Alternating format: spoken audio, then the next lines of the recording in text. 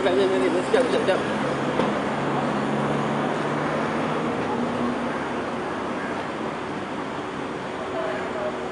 Okey, thank you.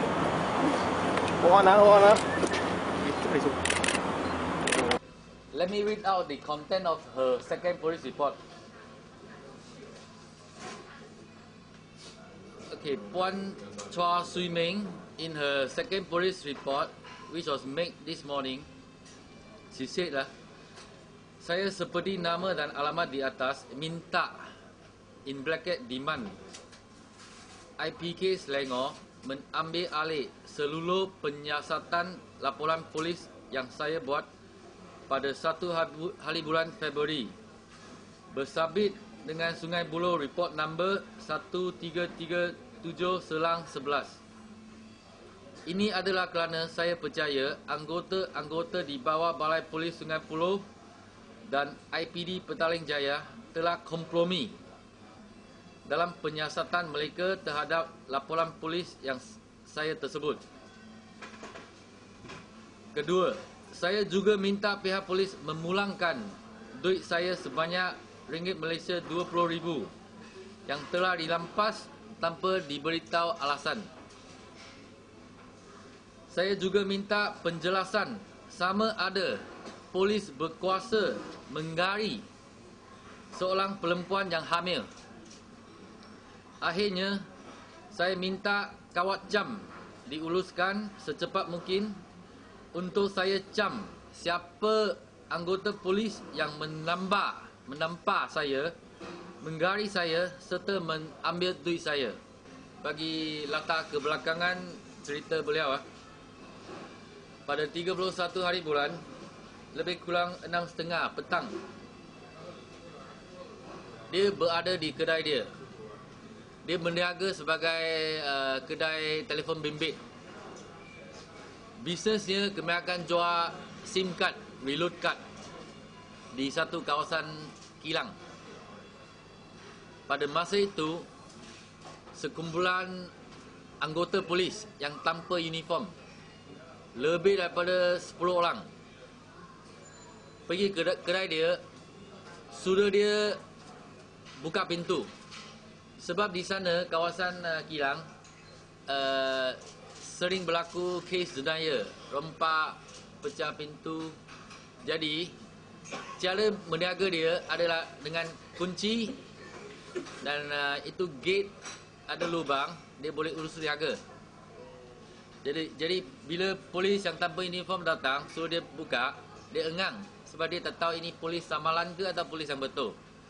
Lepas tu polis ambil satu cutter, metal cutter, potong itu pelok, terus masuk. Bila masuk, polis amat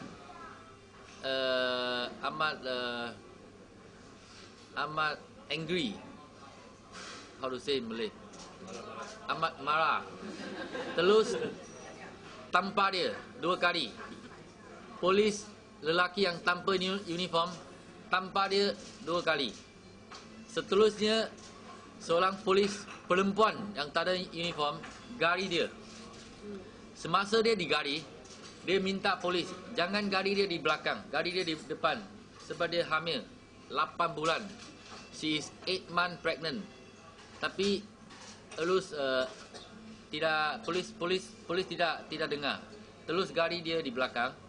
Lepas tu polis tutup shutter kedai dia. Kedai dia di luar ada satu shutter, polis tutup shutter dia supaya orang di luar tidak nampak apa yang berlaku di dalam kedai dia. Okey, apa yang seterusnya berlaku, saya suruh pengadu sendiri yang mengadakan. Ni ke jang Hoi ke jang Malay? Oh, jang Malay atau Chinese? Malay. Malay. Lepas dia gali, dia terus pergi bilik rehat saya untuk cek lah.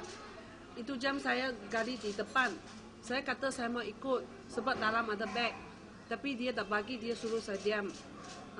Lepas lebih kurang 5 minit, bila dia kasih balik saya itu beg sudah terbuka. Dalam ada tinggal lebih kurang 3,000 macam saja. Duit saya sudah hilang lah sebanyak 20,000.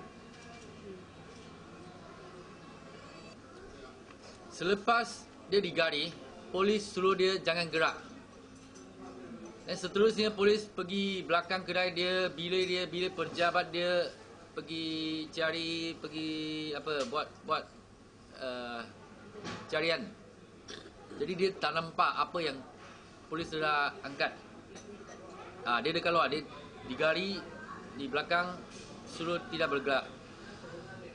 Dia buat satu kesilapan. Dia bagi tahu polis, di dalam bilik, beg tangan dia ada duit. Lepas tu itu duit dalam beg tangan terus hilang. Okey. Lepas dia digari, dia dibawa balik ke balai polis Damansara yang sini untuk buat statement. Juga untuk urine test, periksa kencing air dia. Keputusan kencing air dia on the spot, yang preliminary test result came back positive. Test kencing air dia di balai polis Damansara malam itu tested positif. Sebab alasan yang dia bagi kepada polis juga percaya, sebab dia cough, batuk. Dia pergi klinik, beri itu ubat batuk. Ubat batuk dia lagi lama. Ubat batuk dia mengandungi kimia yang boleh menunjukkan positif pada urine test. Polis juga percaya. Itulah sebab polis tidak tahan dia, polis terus lepaskan dia pada malam ini juga. Selepas polis lepaskan dia, polis bawa dia kepada Jabatan Immigration Custom di Kelana Jaya. Sebab barang-barang yang tidak bayar test seperti rokok dan arak yang dilampas daripada kedai beliau. Di Jabatan Immigration Custom Kelana Jaya, dia telah diberi compound yang tidak menyatakan berapa duit.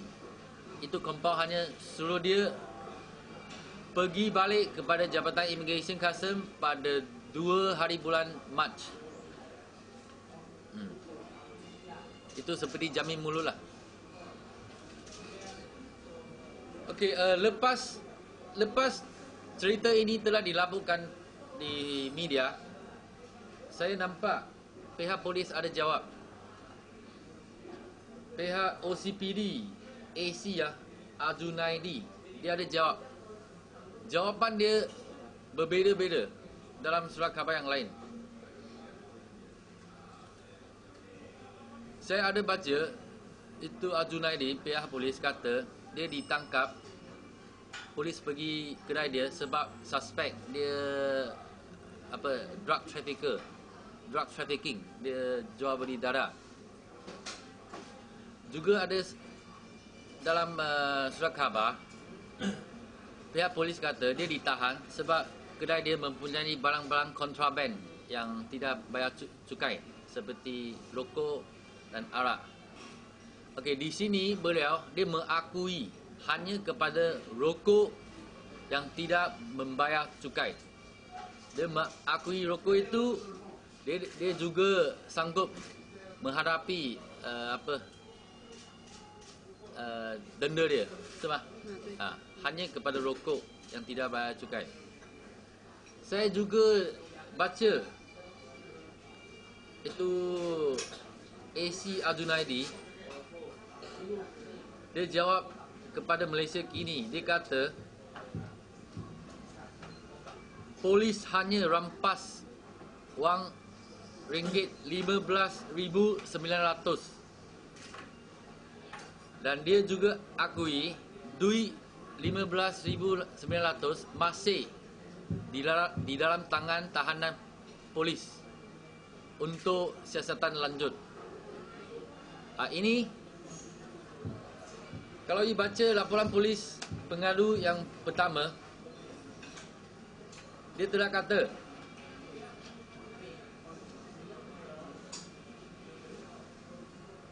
dia memang mempunyai wang di kaunter, bukan dalam beg tangan. Di kaunter kedai dia 15,900. Polis tidak pernah angkat. Polis lepas angkat pulang kepada dia. Jadi itu amount 15,900 is with her now. But the issue is with the 20,000 inside her handbag, which was missing. Ajunaidi also said, now her boyfriend, which is a Bangladesh national, is on wanted list. On that, we want to challenge the police to name the name of her boyfriend.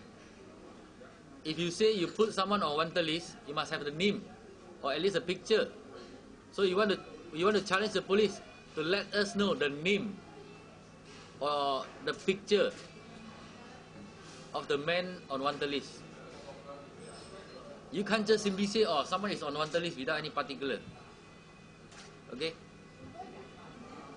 She admitted her boyfriend is a Bangladesh national.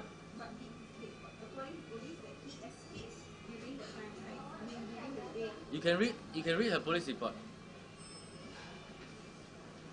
Paragraf yang kelima di hujung Dan masa itu ada seorang kawan saya lelaki Bangladesh telah melarikan diri kerana takut. Okay? That was her boyfriend. Her boyfriend was in Malaysia for the past 16 years. Okay, if you want to ask whether her boyfriend is here legally or illegally, she doesn't know.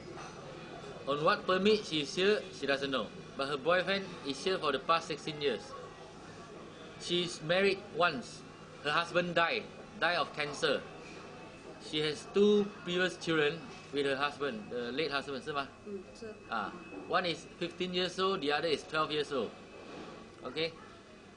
Her 2 children are quite bright. The younger one just scored 7 A's last year in the UPSR exam. Okay? So now she's pregnant with a Bangladeshi boyfriend, 8 months pregnant. They are getting married. Okay? But it takes months to register because just her boyfriend is a Bangladeshi. According to the marriage regulation, her boyfriend has to go back to his country to get some kind of certificate before they can register as a husband and wife. Okay, her boyfriend is also her partner in the business. So her boyfriend now is don't know where. She doesn't know, but they are still keeping in touch. They are still contacting each other. Okay, so now there are a few questions for the police to jawab. Number one is my first challenge. I challenge the police to let us know the name or picture of the man on wanted list. Okay. Second, in the second police report, because we have no faith on IPD PJ, Balai Sungai Buloh, Balai Damansara. So we want the whole investigation to be transferred to another IPD, or better still, to IPK Selangor. We want IPK Selangor to take over the whole investigation. Whether she's a drug trafficker, whether her shop is a drug den, and on her report that she was assaulted and she was robbed by the police. We want IPK Selangor to take over the investigation. And also, until now, I do not know, even though I'm a lawyer by profession. So we want the police to tell the people whether a pregnant girl can be handcuffed. Okay. To set the record right, she was out from police custody without any form of bail. She was released totally, but she was given custom bail by the custom department. She has to report back to custom, Kelana Jaya custom office on the 2nd of March. But that night, she told the custom officer by 2nd of March she might, the due date of delivery. So the custom officer told her, just ignore the 2nd of March date. Custom officer will call her later when it is needed. She posted bill from the custom department. She posted 5,000.